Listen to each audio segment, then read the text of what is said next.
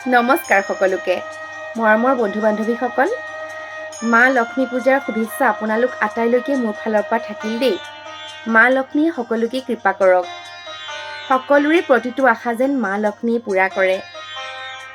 লক্ষ্মী পূজাৰ এই প্ৰাকক্ষণত মোৰ মনলৈ অহা কেইটামান ভাৱ আপোনালোকৰ লগত বিনিময় কৰিব বিচাৰিছো আহকচোন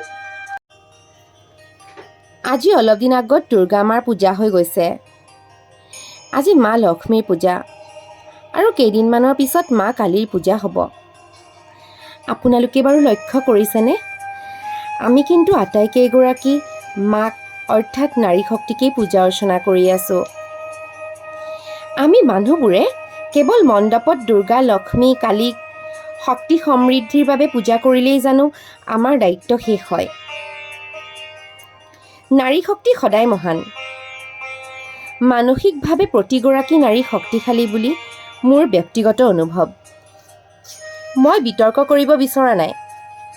মনৰ অনুভৱখিনিহে আপোনালোকৰ লগত বিনিময় কৰিছো বহুতো সময়ত নাৰীৰ ওপৰত অত্যাচাৰ হোৱা বিক্ষিপ্ত ঘটনাসমূহ দেখিবলৈ পোৱা যায় নাৰীক নাৰী মতে জীয়াই থাকিবলৈ দিয়ক এগৰাকী নাৰীয়ে জীৱনকালত সন্মান আৰু মৰ্যাদা বিচাৰে জীৱিত কালত তেওঁক সেইখিনি প্ৰদান কৰক আদিশক্তিক পৰম্পৰাৰ বাবে পূজা নকৰিব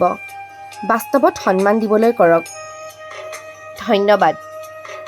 মই কোৱা এই কথাখিনি শুনি আপোনালোকৰ কেনেকুৱা অনুভৱ হ'ল মোক কমেণ্ট বক্সত